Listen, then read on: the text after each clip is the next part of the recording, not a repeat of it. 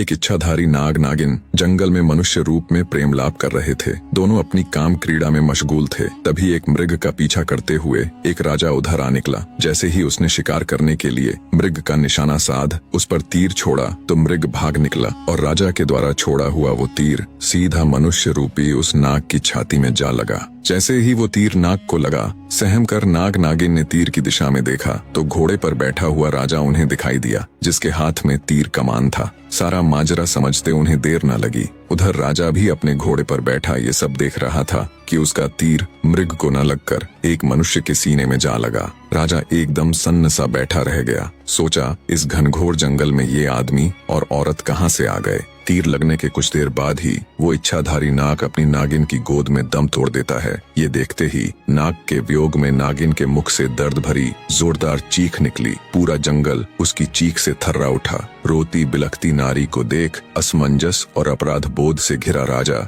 जब अपने घोड़े से उतर उनकी तरफ चलता है, तभी उसने देखा मृत्युप्रांत मनुष्य रूपी इच्छाधारी नाग अपने असली रूप में आ जाता है। ये देख राजा के पैरों नीचे से जमीन खिसक जाती है। उसे समझते देर न लगी कि ये तो इच्छाधारी नाग नागिन का जोड़ा था। अपने मरे हुए नाग पति को अपने गले में टांगे नागिन जोर जोर से रुदन करती हुई भयंकर गर्जना के साथ बोली, हे पापी मनुष्य, आज जिस प्रकार मैं अपने पति के वियोग में तड़प रही हूँ, एक दिन तेरी पत्नी भी तेरे वियोग में ऐसे ही तड़पेगी। ये सुनते ही राजा का चेहरा एकदम फीका पड़ गया। वो नागिन से बोला, हे नागिन, मुझे क्षमा करे, मैंने तुम्हें नहीं देखा, मुझसे बहुत बड़ी भूल हो गई।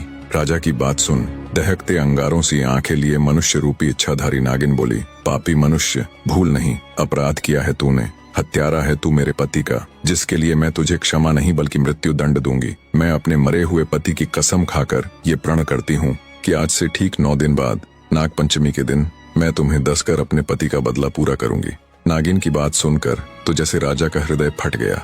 बेचारा बेबस राजा अत्यंत भरे हृदय से राजमहल की तरफ चल पड़ता है। जब राजा राजमहल गया और रानी ने उसका उतरा हुआ चेहरा देखा तो वो भी उसे देख चिंतित हो उठी। रानी बोली, क्या हुआ महाराज, आप जब से शिकार से वापस आए हैं तब से आपका चेहरा बिल्कुल उतरा हुआ है। ऐसा क्या हुआ महाराज, मुझे बताए। तब राजा रानी के सामने जंगल में हुई पूरी घटना कह सुनाता है। सारी बात सुन रानी भी सन्न रह गई। रानी एक पतिव्रता स्त्री थी। वो बोली, महाराज आप चिंता मत कीजिए, आपको डसने से पहले उस नागिन को मुझे मारना होगा। मेरे रहते मैं आपके ऊपर कोई भी आंच नहीं आने दूंगी। अगले दिन राजा और रानी ने बहुत साधु महात्माओं और विद्वानों से अपनी इस समस्या को साझा किया, पर कहीं से भी उन्हें संतोषजनक हल नहीं मिला। किसी ने कुछ उत्तर दिया तो किसी ने कुछ करने को कहा। इन्हीं सब में 8 दिन गुजर जाते हैं। आज वो 9वां यानी नाग पंचमी का दिन था, जिस दिन वो नागिन राजा को डसने के आज इच्छाधारी नागिन के बदले का दिन था। आज वो नागिन राजा को डसकर अपने पति की हत्या का बदला लेने वाली थी। राजमहल में तो जैसे मातम सा पसरा हुआ था। मारे भय के राजा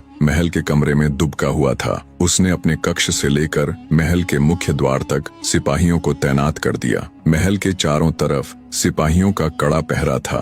तभी भिक्षा के लिए एक सिद्ध महात्मा जी राजमहल पधारे। महल में पसरा हुआ मातम देख जब महात्मा जी ने द्वारपालों से कारण पूछा तो द्वारपाल ने सारा किस्सा महात्मा जी को कह सुनाया। द्वारपाल की बात सुन महात्मा जी बोले, तुम मुझे फौरन अपनी रानी के पास ले चलो। तब एक द्वारपाल अंदर गया और उसने महारानी को बाहर उस महात्मा के आने का किस्सा बताया। द्वारपाल की बात सुन महारानी खुद ही राजमहल के द्वार पर गई और सम्मान पूर्वक महात्मा जी को राजमहल के अंदर ले आई। उन्हें अच्छे से जलपान कराया और हाथ जोड़कर बोली, हे साधु बाबा, आप हमारी विपत्ति से भली भांति परिचित हो चुके हैं, अब आप ही कोई युक्ति बताएं महाराज। महारानी की बात सुन साधु जी बोले, सुनो बेटी, इसका एक उपाय तो है पर पक्का नहीं है कि वो इच्छाधारी नागिन तुम्हारे पति को छोड़ ही देगी। साधु की बात सुन महारानी बोली, कृपया हमें बताए साधु महाराज, वो क्या उपाय है। तब साधु बाबा ने बताना आरंभ किया, सुनो बेटी, सबसे पहले तो ये महल के चारों ओर जो इतना सख्त पहरा है इसे हटवा दो। जितने भी सिपाही राजा की सुरक्षा में तैनात है उन्हें भी वहाँ से हटा दो। साधु जी की ये बात सुन महारानी के मन में सवाल तो पैदा हुआ,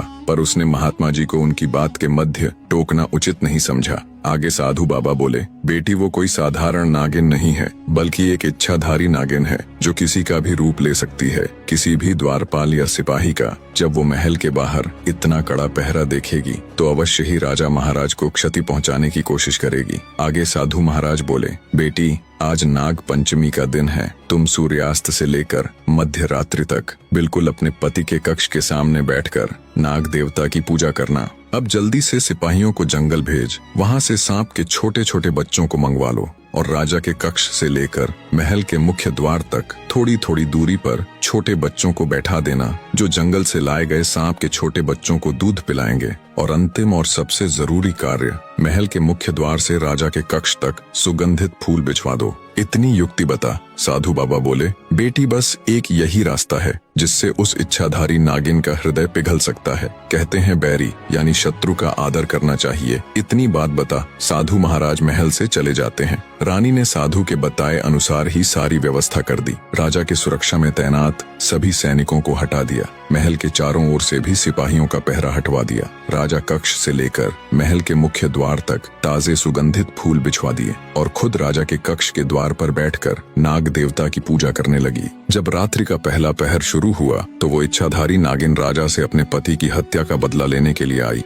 एक इच्छाधारी नागिन राजा को दस कर उसे मारने के लिए जब राजमहल के मुख्य द्वार से अंदर जाती है तो वो दंग रह जाती है। उसने देखा महल के मुख्य द्वार से महल के अंदर तक अत्यंत खूबसूरत और नाना प्रकार के सुगंधित फूल रास्ते में बिछाए गए हैं। फूलों के स्पर्श और उनकी महक से नागिन मंत्रमुग्ध होती हुई आगे बढ़ती है और सोचती है, मैं तो ये सोच कर आई थी कि राजा को पहले ही उसे मारने का तय दिन बताने के कारण बहुत सख्त पहरा होगा। चप्पे चप्पे पर राजा के सैनिक शस्त्रों सहित खड़े होंगे, पर उसे तो कहीं एक भी सिपाही नजर नहीं आया। हैरानी के साथ इसी उधेड़बुन में नागिन जब थोड़ी आगे बढ़ी तो उसने देखा छोटे छोटे मासूम बच्चे अंदर जाने वाले रास्ते के दोनों तरफ बैठे हुए सांप के बच्चों को दूध पिला रहे हैं और उनके साथ खेल रहे हैं। इतना सब देख नागिन का हृदय द्रवित होने लगा। उसकी क्रूरता क्षण भर के लिए ममता में बदल गई, पर तभी उसे अपनी प्रतिज्ञा याद आती है। अपने पति की मृत्यु का दृश्य याद कर नागिन गुस्से में फुफकारती हुई आगे बढ़ी। जब वो महल के बिल्कुल अंदर राजा के कक्ष के सामने पहुंची तो देखा महारानी हाथ जोड़कर नाग देवता की पूजा में तल्लीन है।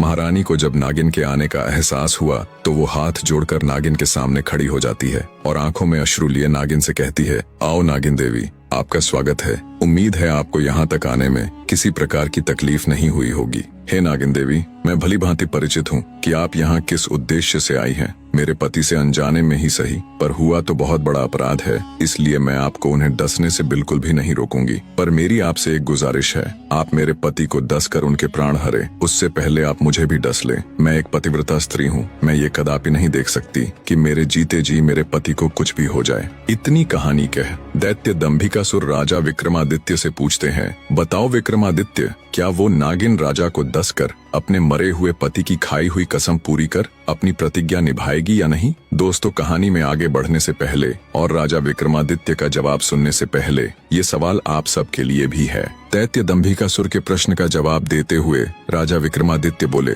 नहीं दुष्ट राक्षस, वो नागिन राजा को नहीं डसेगी, क्योंकि जब उसने महल में प्रवेश करते समय अपना सत्कार देखा और नन्हे बच्चों को छोटे सांपों को दूध पिलाते देखा तो उसका हृदय तो पहले ही पिघल चुका था। बाकी बचा खुचा गुस्सा भी रानी की पतिव्रता देखकर पिघल गया। आखिर थी तो वो भी एक औरत ही। बदले की सीमा से पतिव्रत बहुत आगे निकल गया। और रही बात मरे हुए पति की कसम खाकर बदले की प्रतिज्ञा की, तो नागिन ने पास ही जल रहे पूजा के हवन कुंड में खुद को झोंक कर अपने प्राण त्याग दिए।